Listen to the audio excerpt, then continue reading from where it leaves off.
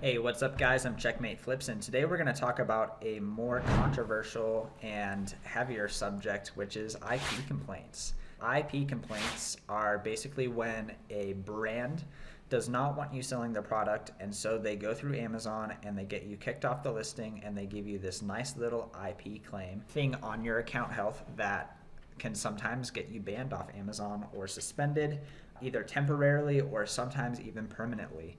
That's one of the biggest risks when it comes to selling on Amazon, and you should definitely stay as safe as you can and take your account health extremely seriously. And one question that I get a lot of the time is I do a lot of my store eBay to Amazon. And so because I do that, I don't have receipts for these items that I'm selling a lot of the time. And in traditional online arbitrage, most people are really adamant about having your receipts for every single purchase, and that is the safest way to keep your account health at the best that it can be. Also though, a different perspective on this is all used booksellers are selling used items, and they're selling thousands of books, and they don't have receipts for any of these.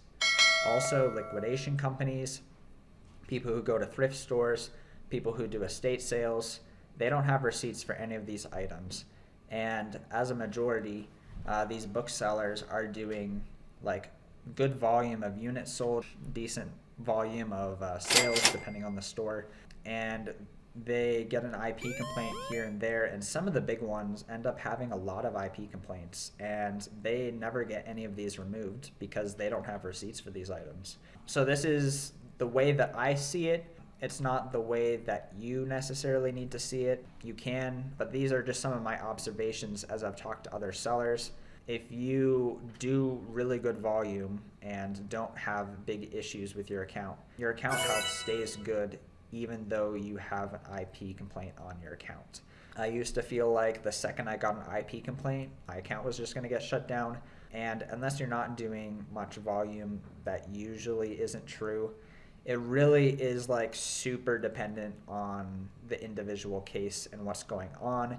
If you've sold 5 items and then you get an IP complaint, that's definitely a lot more risky of a situation than if you've sold thousands and thousands of items and then you have a couple IP complaints. So those are just some observations that I have, and that's why I feel comfortable enough selling items that don't have receipts a lot of the time. It's a risk that I'm willing to take, and just because I'm saying it doesn't mean that you need to take that risk, because potentially you don't have as much volume as my account has and it's actually not okay for you. It's something that you have to experiment with and figure out what works for you in your situation. But there is a point to be had that used booksellers have no receipts for anything, and they just go ham without receipts, and never, most of the time, 99.9% of the time, it doesn't end up mattering, and their account stays in really good health because they do volume. So volume is something that you should be looking for. If you just sell 1 or 2 items here and then you have issues, Amazon will probably look at your account and be like, well, 30% of the time he's had problems, he's not really an asset to us. But if I'm selling thousands and thousands and tens of thousands of units, and then I have 2 complaints or 5 complaints, it's more likely that Amazon's going to be like, oh, well, 0.003% of the time he's had an issue. We're going to slap him on the wrist and do our due diligence to the brand, and if he acknowledges it, we're going to move on. So that is my perspective on IP complaints.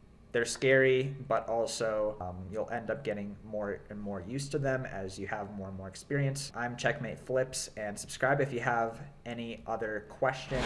Feel free to message me on Instagram, and I'll answer all your questions, and have a great day.